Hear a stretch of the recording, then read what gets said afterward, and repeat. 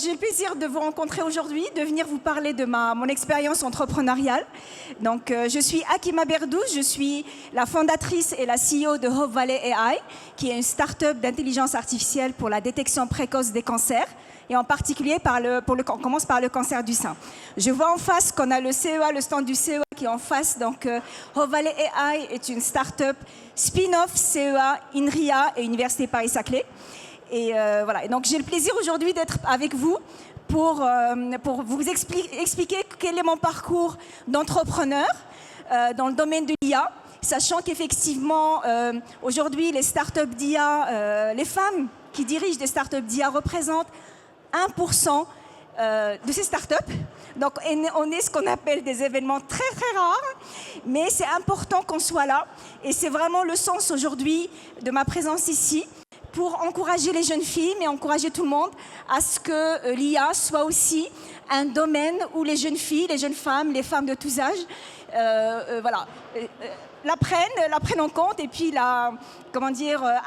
investissent ce domaine qui est très important pour le futur, parce que nous, les femmes, nous représentons la moitié de l'humanité, même un petit peu plus selon les dernières statistiques.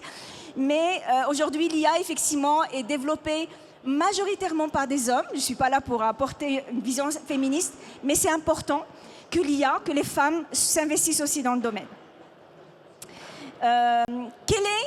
Voilà, je vais vous parler un peu de Hope Valley AI, peut-être avant tout pour expliquer qu'est-ce qu'on fait et d'où on vient et qu'est-ce qu'on veut faire.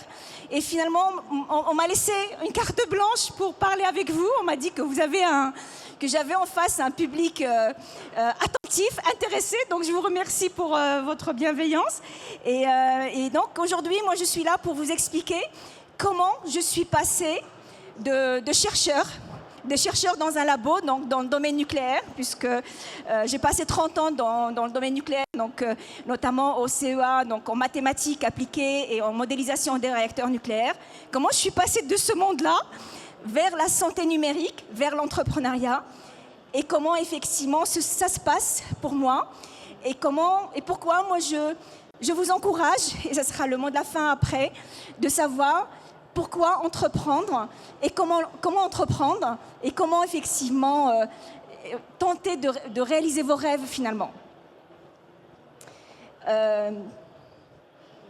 J'essaie de voir un peu la composition de la salle. Donc, Hope Valley AI, donc c'est une medtech à mission. Une medtech, donc c'est ce qu'on appelle les startups technologiques pour le médical. Sachant que moi, effectivement, je ne suis pas médecin, je ne viens pas du domaine de la médecine, mais on avait un rêve. Un rêve, c'est celui qu'en France et partout dans le monde, qu'il n'y a plus aucun décès du cancer du sein, parce que effectivement, le cancer du sein se soigne bien et guérit lorsqu'il est détecté à un stade précoce. Néanmoins, on en meurt encore toujours. Sachez qu'en France, 33 femmes meurent du cancer du sein chaque jour. Et je vais prendre un temps pour m'arrêter là, parce que c'est le début de mon histoire. Pour moi, en fait, c'était une colère de dire que pourquoi on en meurt encore. Et en fait, comment ce projet-là a pris tout son sens. En fait, c'est quand j'ai eu 50 ans et qu'effectivement, j'ai eu comme plusieurs femmes ont reçu la lettre d'invitation pour aller faire leur mammographie de dépistage tous les 2 ans à partir de 50 ans. Et donc, en faisant ma mammographie, je me suis dit, c'est super. Donc, je le fais, je suis tranquille. Je vais revenir dans 2 ans, tout va bien.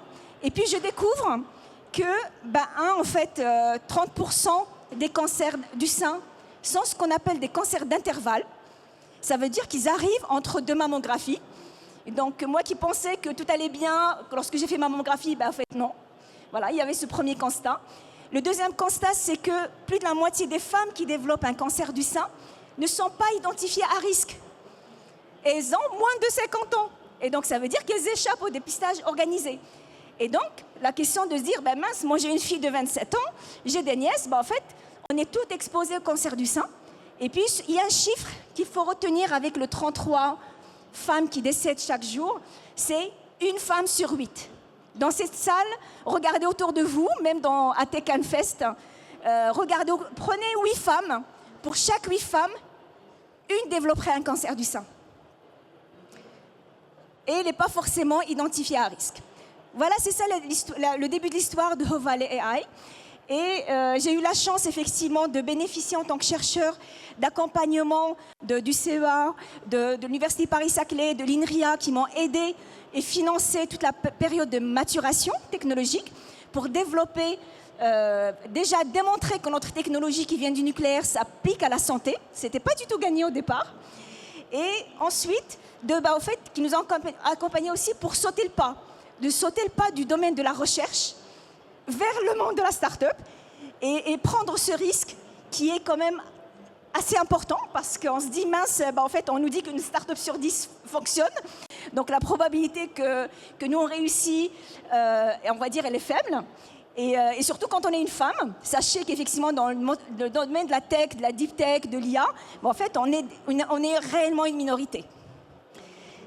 Et donc, en fait, la chance qu'on a eue, c'est effectivement, en fait, et ça sera un point sur lequel je reviendrai tout à l'heure, c'est d'abord, moi, ce projet, j'y crois. C'est pas à 100%, mais je sais, c'est à 200%. En fait, je sais que je vais le faire, qu'on va y aller. Et pour ça, en fait, le point important qu'il fallait avoir, c'est d'abord avoir une équipe qui vous accompagne. Et donc ça, c'était le premier challenge avec nous, c'est de dire, une fois qu'on a créé Hopevalley AI, c'est d'abord réunir une équipe autour du projet, une équipe qui croit au projet et une équipe qui s'investit dans le projet. Et aujourd'hui, on est une équipe de 8, donc on s'appelle les Hoppers. Dans ces Hoppers, on est 6 femmes et deux mecs, on va dire les choses comme ça, qui sont investis dans le projet.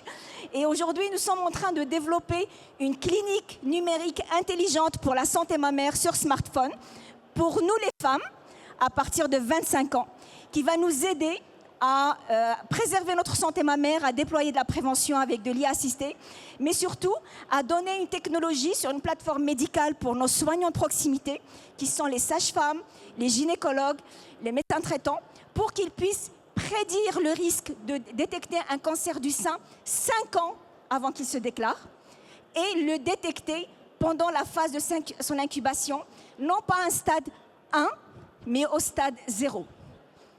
Et notre objectif avec ça, c'est sauver 5 fois plus de vies et puis surtout détecter 5 fois plus de personnes en stade précoce. Donc voici le projet Hopevalley AI. Donc je suis habillée en rose, donc vous pouvez nous retrouver en octobre rose prochain sur hopevalley.ai puisque nous lançons notre application et notre solution pour l'investigation clinique en ligne. Donc elle sera téléchargeable. Donc mesdames, messieurs, inscrivez-vous sur la waitlist pour pouvoir utiliser, tester et construire avec nous notre solution de rupture. Sachez que notre solution, donc nous la présenterons la semaine prochaine à l'Assemblée nationale. Et sachez que notre solution est une technologie de rupture à tel point que nous ouvrons en avril prochain notre bureau américain au MIT qui nous a accueillis les bras ouverts parce que effectivement nos brevets, ce sont des brevets CEA que j'avais déposés pendant ma période où j'étais chercheur, ont été accordés à l'international et nous sommes réellement ce qu'on appelle une jeune entreprise d'innovation de rupture. Pour terminer, il me reste 1 minute. Je vais résumer ça en 4 points. D'abord, 1, croyez en vous.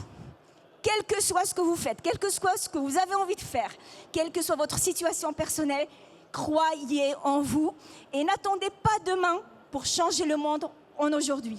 Quel que soit ce que vous allez faire, c'est la règle d'or. Et une fois que vous avez fait ça, l'univers s'alignera. Et croyez-y. Et 2, entourez-vous bien. Et c'est très important de vous entourer, de ne pas rester seul.